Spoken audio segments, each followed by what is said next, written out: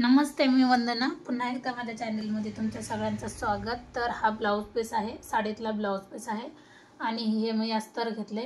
तर आपल्याला 36 छातीचा 4 Tux blouse cutting दाखवायची. तर याच्या अगोदर पण मी कटिंग अपलोड केली 36 छातीचा, कारण हे कस्टमरचेच ब्लाऊज आहे. एकाच कस्टमरचे 3 ब्लाऊज आहे. तर मग मी तिन्ही ब्लाऊजची कटिंग माझ्या चॅनलला टाकली तुमच्यासाठी. तर व्हिडिओ पूर्णच बघा, म्हणजे लक्षात येऊन जाईल. जेवढं तुम्ही कटिंगचे व्हिडिओ बघता आणि स्टिचिंग व्हिडिओ बघता तर अडचण अजिबात येणार नाही.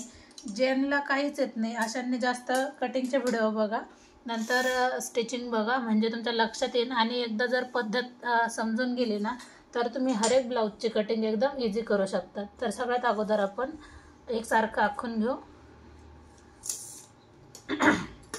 तर माझे 2 चॅनल आहेत, एक वंदना लेडीज फॅशन या नावाने आणि ब्लाऊज फिनिशिंग ह्या नावाने. तर दोन्ही चॅनलला सबस्क्राईब करा, म्हणजे येणारं हर एक नोटिफिकेशन तुमच्यापर्यंत येईल.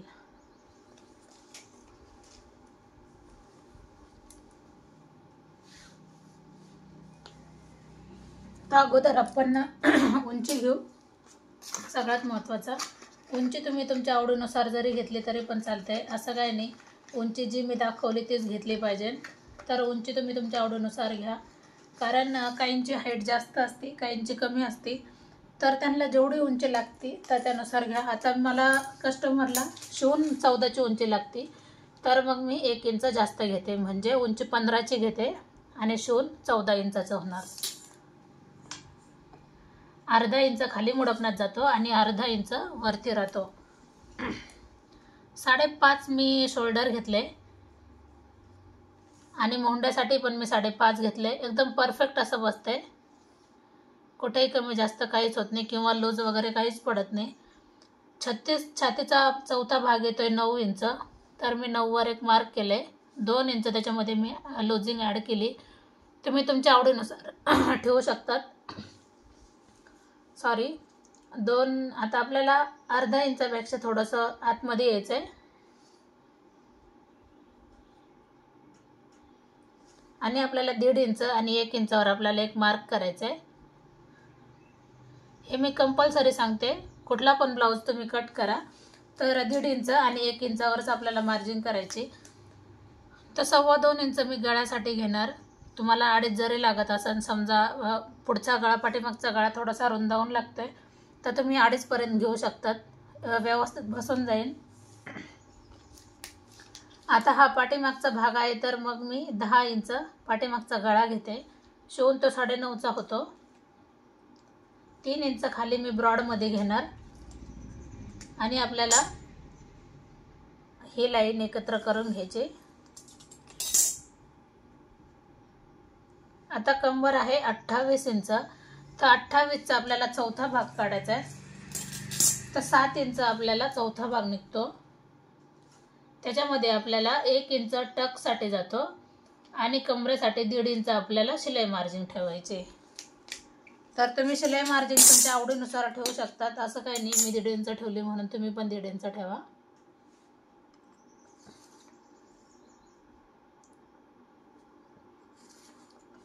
तर अशा पद्धतीने आपण आखून घेतले. आता आपल्याला नॉर्मल खाली उतरायचं आहे. एक लाईन आपण खाली, एक सूत आपण खाली उतरले. आता मी पाठीमागचा मोंडा बनवून घेतला. आता आपल्याला याला पण आकार द्यायचा आहे. आता हा 1 इंचाचा फ्रंट आकार आणि हा पाठीमागचा 1.5 इंचाचा. अशा पद्धतीने आपल्याला पूर्ण आखून झाले. आता आपण याची कटिंग करू. तर जे माझ्याकडे कस्टमरचे काम आहेत मी तेच तुम्हाला दाखवते, दुसरं वेगळं काहीच नाही. आणि अशा पद्धतीने जर कटिंग केली तर हर एक ब्लाऊज, समजा आता 34 छातीचा 4 टक्स ब्लाऊज आहे समजा, आणि तेच शोल्डर आपण जे टाकले तेच आपल्याला प्रिन्सेसला पण टाकायचे. फक्त बदल काय होते, कस्टमरच्या आवडीनुसार बदल होते. पण आपल्याला जर एकदा फिक्स कटिंग जर माहिती जर झाली ना तर काहीच अडचण येणार नाही. हमेशा तेच माप असतात, तीच साईज असते. आता आपण समोरचा भाग कट करायचा आहे. तर मी पूर्ण आहे तसंच आपल्याला ठेवून घेणार.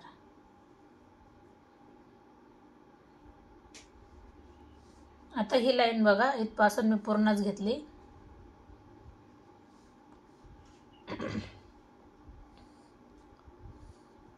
आता हे पूर्ण जॉईन करून घेते.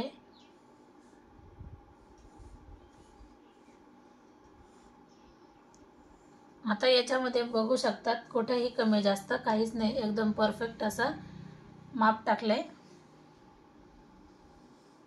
आता आपल्याला वाढवायचं कुठून, खाली 1 इंचाची आपल्याला क्रॉस पट्टी घ्यायची, म्हणजे पट्टी ही एकच इंचाची असते. तर मी खालच्या बाजूने 1 इंचाची पट्टी घेतली आणि अर्धा इंच एवढं मी बाहेरच्या बाजूने, अर्धा इंच एवढं, ते थोडंसं कमीच झालं, अर्धा इंच एवढं मी बाहेरच्या बाजूने काढले.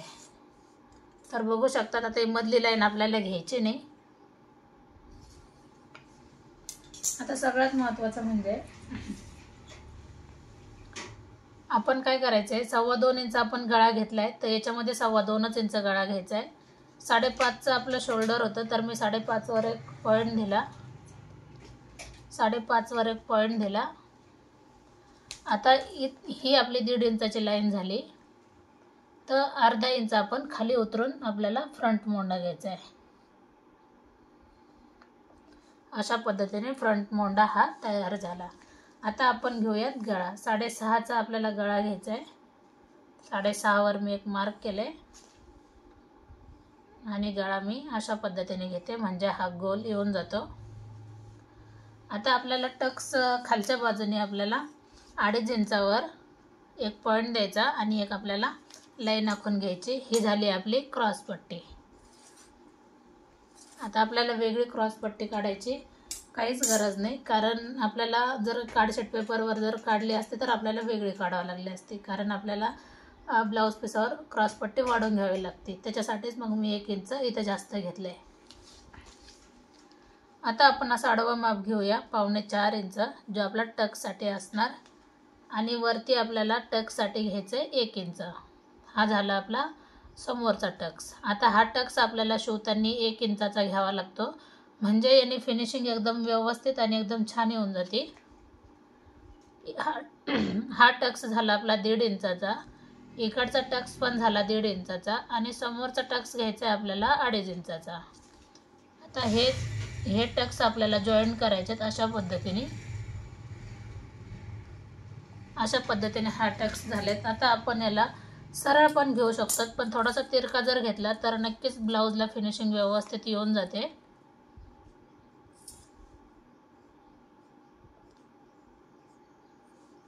हा पण थोडासा तिरका घ्यायचा आहे, ही कमरेकडची बाजू आली,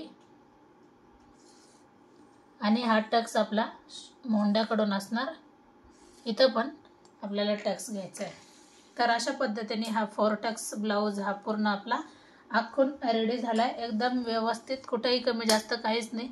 आपण बदल काय केला आहे, 1 इंच उंचीमध्ये जास्त घेतले आणि अर्धा इंच बाहेरच्या बाजूने घेतले, एवढंच आपल्याला बदल करायचा आहे, आणि आहे तसं आपल्याला कट करायचं आहे.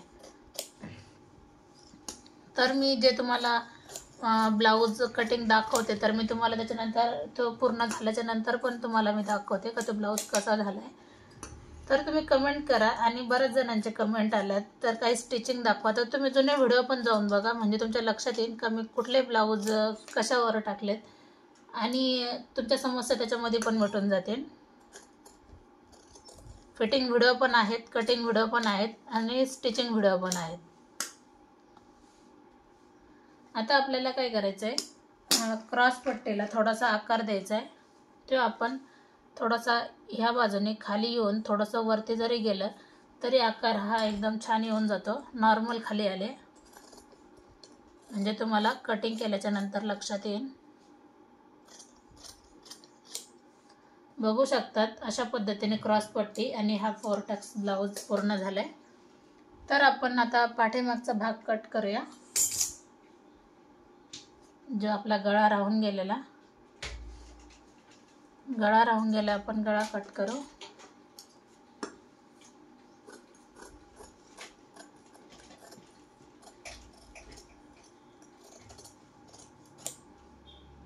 अशा पद्धतीने आता आपण काय करायचंय, बाही कटिंग करायची.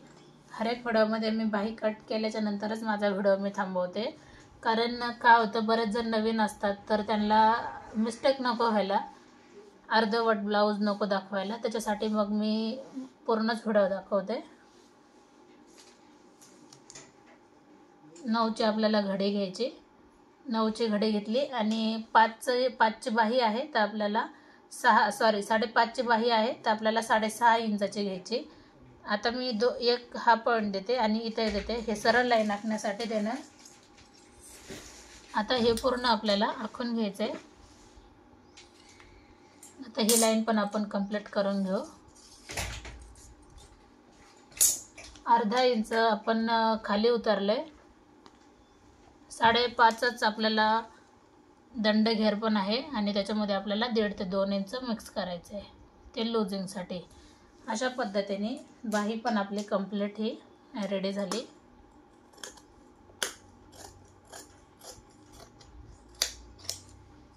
तर जॉईंट आपल्याला 2च ठिकाणी द्यायचा आहे, म्हणजे हा जॉईंट द्यायचा आहे आपल्याला, बाकीचं हे कंप्लीट आहे. तर त्याच्यासाठी आपल्याला इथं टच करायचं आहे, म्हणजे लक्षात येईल का कोणती बाजू आपल्याला कमी जास्त वाटते. नवीन जणांना प्रॉब्लेम येऊन जातो, तर तुम्ही खोलल्याच्या नंतर बघा लगेच लक्षात येऊन जाते का ही कमी आहे आणि ही आपली बाही परफेक्ट आहे. तर आपण आता मेन ब्लाऊज पिसावर कटिंग करू. आता याला आले पायपिंग, रेडीमेड पायपिंग.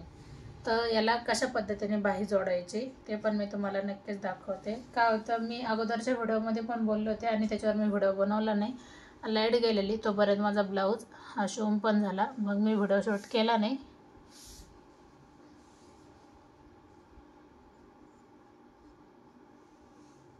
आता जेवढी आपल्याला उंची असेल तेवढं जरी घेतलं तरी पण चालतंय. बाहीला जॉईंट द्यावं लागेल, जे मेन फॅब्रिक आहे त्याला. अशा पद्धतीने बाही मी नंतर स्टिच करेन.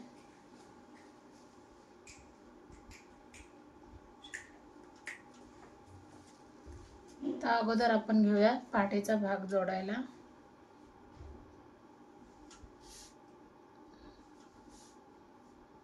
आता जो पाठीचा भाग जोडायला घेतल्याच्या नंतर कडेने जो कपडा उरतो, तर हा कपडा जो उरतो तोच आपल्याला जिथं आपल्याला दंड घेर कमी पडलाय तिथं आपल्याला जोडून द्यायचं आहे.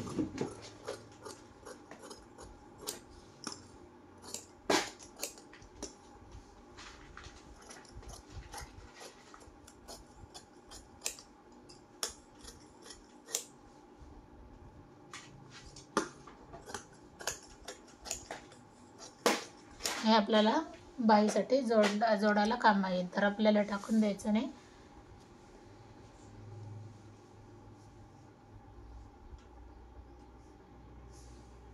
आता आपण समोरचा भाग घेऊया.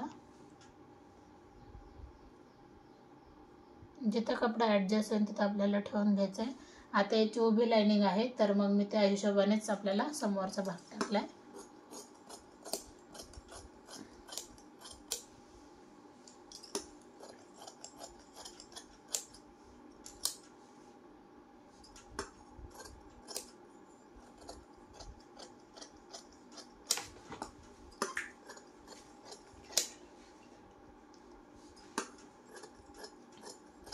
आता आपण क्रॉस पट्टी कट करू, म्हणजे आपला ब्लाऊज पूर्ण हा कंप्लीट होऊन जातो.